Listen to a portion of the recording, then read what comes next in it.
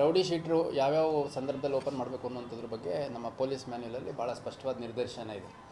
ಯಾರಿಂದ ಸಾರ್ವಜನಿಕ ನೆಮ್ಮದಿ ಮತ್ತು ಶಾಂತಿ ಭಂಗ ಆಗುತ್ತೆ, ಯಾರಿಂದ ಈ ಮಹಿಳೆಯರು ಮತ್ತು ಮಕ್ಕಳ ಸುರಕ್ಷತೆಗೆ ಅಡ್ಡಿ ಆಗುತ್ತೆ, ಸಾರ್ವಜನಿಕ ಸ್ಥಳಗಳಲ್ಲಿ ವಿವಿಧ ಕೃತ್ಯಗಳಲ್ಲಿ ತೊಡಗಿಕೊಳ್ಳೋಂಥವ್ರು, ಅದೇ ರೀತಿ ಆರ್ಮ್ಸ್ ಇಟ್ಕೊಂಡು ಹರಿತಾದ ಚಾಕು ಚೂರಿ ಇರ್ಬೋದು ಅಥವಾ ಬೇರೆ ಆರ್ಮ್ಸ್ ಇಟ್ಕೊಂಡಿರುವಂಥದ್ದು, ಆಮೇಲೆ ವ್ಯವಸ್ಥಿತವಾಗಿ ನಿರಂತರವಾಗಿ ಕಾನೂನು ಬಾಹಿರ ಚಟುವಟಿಕೆಗಳಲ್ಲಿ ಶಾಂತಿ ಕದಡುವಂಥ ಪ್ರಯತ್ನದಲ್ಲಿ ಮಾಡಿರುವಂಥದ್ದು ಹೀಗೆ ಹಲವಾರು ಕ್ಯಾಟಗರಿ ಇದೆ. ಸೊ ಅಂಥ ಪ್ರಕರಣಗಳು ದಾಖಲಾದಂಗೆ ನಾವು ರೌಡಿ ಶೀಟ್ಸ್ ಓಪನ್ ಮಾಡ್ತಾ ಹೋಗ್ತಾ ಇದ್ದೀವಿ. ತಮಗೆ ಗೊತ್ತಿರೋಂಗೆ ಒಂದು 4-6 307 ಕೇಸಸ್ ಆಯಿತು. ಅದರಲ್ಲಿ ಕೆಲವು ರೌಡಿ ಶೀಟರ್ಸ್ ಆಲ್ರೆಡಿ ಇದ್ದರು. ಯಾರ ಮೇಲೆ ಇಲ್ಲ ಅವ್ರುಗಳಿಗೆ ಓಪನ್ ಮಾಡಲಿಕ್ಕೆ ಕೂಡ ಸೂಚನೆ ಕೊಟ್ಟಿದ್ದೀವಿ.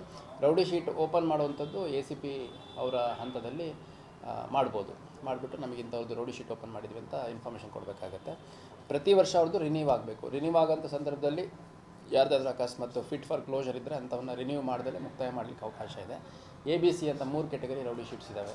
A ಕ್ಯಾಟಗರಿ ಅಂದರೆ ಲೋಕಲ್ ರೌಡೀಸು, ಸ್ಥಳೀಯ ಗೂಂಡ ರೌಡಿ ಆಸಾಮಿಗಳು. ಎರಡನೇದು B ಅಂದರೆ ಪರಸ್ಥಳೀಯ, ಅಂದರೆ ಕಸ್ಬಾಪೇಟೆಯಲ್ಲಿ ಕೇಸ್ ಇರುತ್ತೆ ಅವನು, ಬಟ್ ಅವನು ಬೆಂಡಿಗೇರಿಯಲ್ಲಿ ವಾಸ ಮಾಡ್ತಿರ್ತಾನೆ. ಸೊ ಕಸ್ಬಾಪೇಟೆಯಲ್ಲಿ ಅವ್ನ ಮಾಹಿತಿ ಮೇಂಟೈನ್ ಮಾಡ್ಕೋಬೇಕು ಅಂತಂದಾಗ B ಕ್ಯಾಟಗರಿಲಿ ಮಾಡ್ತೀವಿ.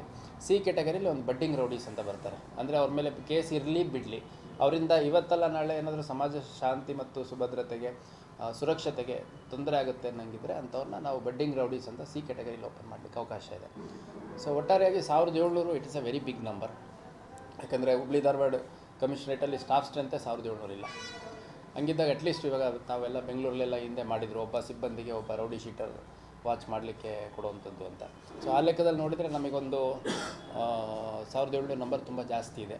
ಅದನ್ನು ಕ್ಲೋಷರ್ ಮಾಡುವಂಥದ್ದು ಭಾಳ ವರ್ಷಗಳಿಂದ ಕಡಿಮೆ ಸಂಖ್ಯೆಯಲ್ಲಿ ಮಾಡಿದ್ದಾರೆ. ಸ್ವಲ್ಪ ಹೆಚ್ಚಿನ ಸಂಖ್ಯೆಯಲ್ಲಿ ಮಾಡುವಂಥ ಅವಶ್ಯಕತೆ ಇದೆ. ಮತ್ತು ಯಾವುದಾದ್ರೂ ಜೆನ್ಯೂನ್ ಕೇಸಸ್ ಇದ್ದರೆ ಕ್ಲೋಸ್ ಮಾಡಲಿಕ್ಕೆ ನಮಗೆ ಪೊಲೀಸ್ ಮನೆಯಲ್ಲಿ ಅವಕಾಶ ಕೂಡ ಇದೆ. ಸೊ ಹಂಗಾಗಿ ಅದರ ಹಿನ್ನೆಲೆಯಲ್ಲಿ ರೌಡಿ ಶೀಟರ್ಸು ಕೇವಲ ಒಂದು ಡಾಕ್ಯುಮೆಂಟ್ ಆಗಿ ಉಳ್ಕೋಬಾರ್ದು. ಅದು ಶಾಂತಿ ಸುವ್ಯವಸ್ಥೆ ಹಾಳು ಮಾಡೋವಂಥವ್ರಿಗೆ ಒಂದು ಎಚ್ಚರಿಕೆ ಕೊಡೋದಕ್ಕೆ ಕೂಡ ಅದು ದಾರಿ ಆಗಬೇಕು. ಅದ್ರ ಜೊತೆಗೆ ಯಾರು ಒಳ್ಳೆ ರೀತಿಯಲ್ಲಿ ಬದುಕೊಂಡಿದ್ದಾರೆ ಅಂಥವ್ರದ್ದು ರೌಡಿ ಶೀಟರ್ಸ್ ನಾವು ಇಟ್ಕೊಳ್ಳೋಂಥ ಅವಶ್ಯಕತೆ ಇಲ್ಲ. ಅದನ್ನು ಕ್ಲೋಸ್ ಮಾಡಲಿಕ್ಕೆ ಅವಕಾಶ ಇರುತ್ತೆ. ಹಂಗಾಗಿ ನಾನು ಮನವಿ ಮಾಡೋದು ಮಾಧ್ಯಮದವ್ರ ಮುಖಾಂತರ, ಗೌರಿ ಗಣೇಶ ಮತ್ತು ಈದ್ ಮಿಲಾದ್ ಹಬ್ಬ ಏನಿದೆ ಅತ್ಯಂತ ಶಾಂತಿಯುತವಾಗಿ ನಡಿಬೇಕು ಅನ್ನೋ ದೃಷ್ಟಿಯಿಂದ ಪೊಲೀಸ್ ಇಲಾಖೆ ಸೇರಿದಂತೆ ಜಿಲ್ಲಾಡಳಿತ, HDMC, ಜಿಲ್ಲಾಧಿಕಾರಿಗಳು ಎಲ್ಲರೂ ಸಾಕಷ್ಟು ಸಭೆಗಳನ್ನು ಮಾಡಿ ಚುನಾಯಿತ ಪ್ರತಿನಿಧಿಗಳು ಮತ್ತು ವಿವಿಧ ಜಾತಿ ಧರ್ಮದ ಮುಖಂಡರು ಎಲ್ಲರ ಜೊತೆ ನಾವು ನಿರಂತರ ಸಂಪರ್ಕದಲ್ಲಿ ಇದ್ಕೊಂಡು ಅತ್ಯಂತ ಶಾಂತಿಯುತವಾಗಿ ನಡಿಬೇಕು. ಹೆಣ್ಮಕ್ಳು, ವಯಸ್ಸಾದಂಥವ್ರು, ಮಕ್ಕಳು ಬೇರೆ ಬೇರೆ ಊರುಗಳಿಂದ ಇಲ್ಲಿ ಗೌರಿ ಗಣೇಶ ನೋಡ್ಲಿಕ್ಕೆ ಬರುವಂಥವ್ರು ಅಥವಾ ಈದ್ ಮಿಲಾದಲ್ಲಿ ಭಾಗವಹಿಸುವಂಥವ್ರು ದೊಡ್ಡ ಸಂಖ್ಯೆಯಲ್ಲಿ ಬಂದು ಭಾಗವಹಿಸಬೇಕು. ಶಾಂತಿಯುತವಾಗಿ ಎಷ್ಟಾಗುತ್ತೋ ಅಷ್ಟು ಭಾಗವಹಿಸುವಂಥ ಸಂಖ್ಯೆಯೂ ಜಾಸ್ತಿ ಆಗುತ್ತೆ. ಅದಕ್ಕೆ ಅಸೋಸಿಯೇಟೆಡ್ ಆಗಿ ವ್ಯವಹಾರ ನಡೆಯುತ್ತೆ.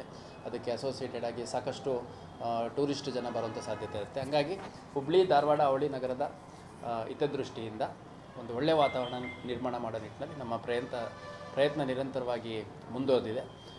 ಇದಕ್ಕೆ ಎಲ್ಲ ಸಾರ್ವಜನಿಕರ ಸಹಕಾರ ಕೂಡ ಇರಲಿ ಅಂತ ನಾನು ಕೇಳ್ಕೊತೀನಿ.